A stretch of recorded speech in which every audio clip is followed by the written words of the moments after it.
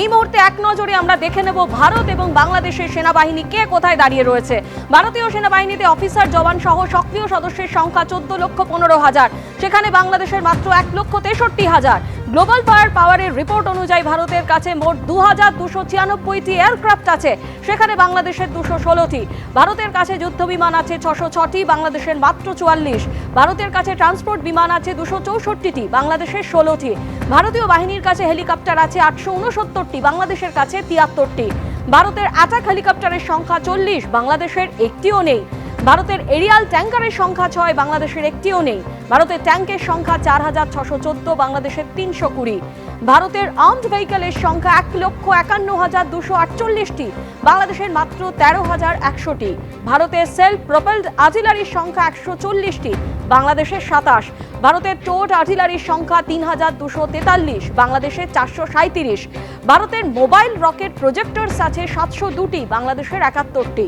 ভারতীয় নৌবাহিনীর ফ্লিটের সংখ্যা 294, অন্যদিকে বাংলাদেশের 117।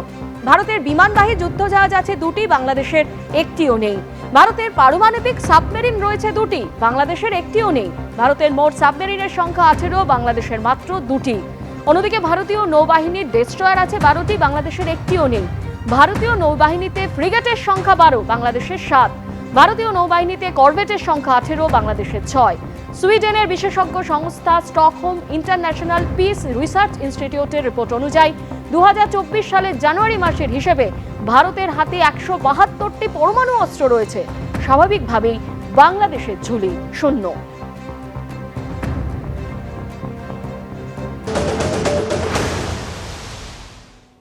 আমি এটা একটা ভিডিও দেখছিলাম কি ওখানকার আর্মির পার্সোনাল এক্স আর্মি কি আর্মি কারেন্ট ওরা বলছে কি আমরা কলকাতা দখল করে নেব, ভারত দখল করে নেব।